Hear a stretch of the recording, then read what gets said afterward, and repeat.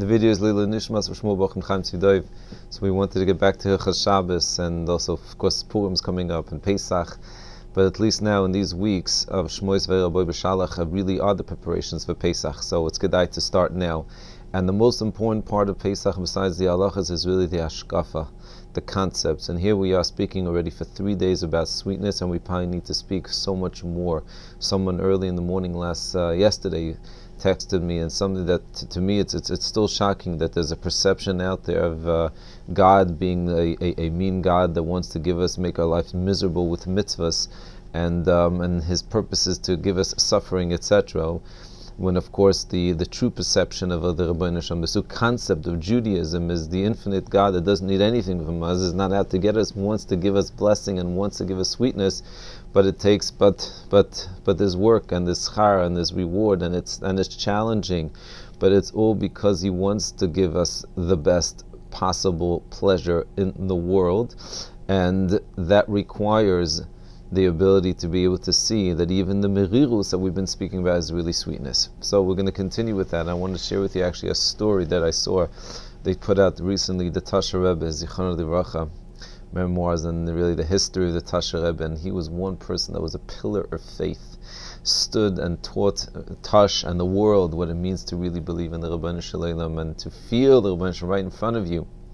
So he writes, this is two things I want to share with you, and it relates to a question, actually, the Or Chaim's question. The Or Chaim's question is one of the most interesting questions in this week's Parsha.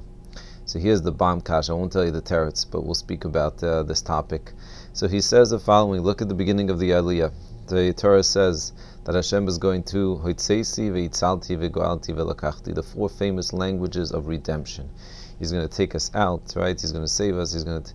Really, these Lashonis itself, each language is something to study.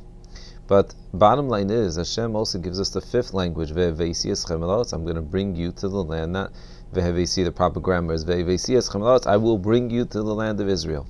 Not only does Hashem say He's going to bring us to the land of Israel, He promises and He swears. If you look at the pasuk Lechen Emo, Chazal say, I think Rashi brings it down also, it's a lashon of shvur. He swore that He's going to bring us to the land of Israel. Frekt, Or Chaim HaKadosh, and this also is the shach. He didn't do it. Most of the Jewish people were killed in the Midbar. What happened? Hashem doesn't lie. In fact, it's interesting that He just had the Yerushalmi like this. If Hashem says something bad, He could change to good. If He says something good, He won't change to bad. Here, He said He will bring us to the land of Israel. He's going to do it. What's pshat?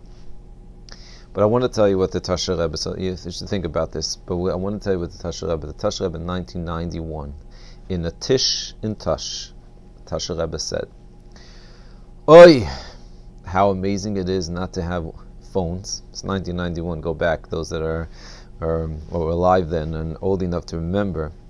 I think it was just the beginning.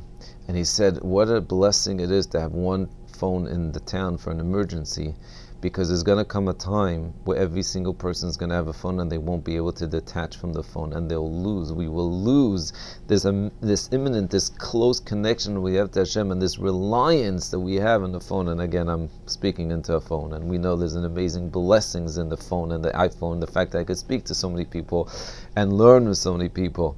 But at the same time, we have to make sure that it doesn't take away from this incredible closeness to Hashem. And he added something else.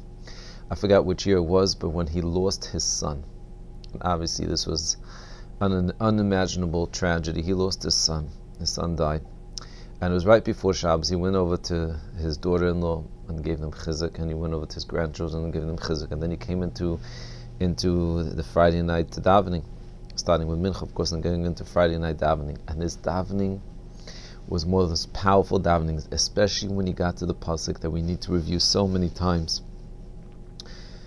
Tzadik katomar yifrach ke'erez balvon yiske shesulim beveis Hashem bechatzes oidin v'umsei v'deshenim v'ranim la'agid ki yasher Hashem, to be able to say, and he screamed out these words, they reverberated throughout the town of Tash, la'agid ki yasher Hashem, to be able to express that Hashem is straight, He's just, tzaddik la'agid ki yasher Hashem tzuri, He's our rock, we could rely on Him. There is no iniquity. There is nothing that he does wrong, chas v'shalom, even if we don't understand it. And that's how we went into Shabbos, and the whole Shabbos was a Shabbos of chizuk. And this is what he stood for, and this is what we need to strengthen ourselves with. Have an amazing day, an amazing week.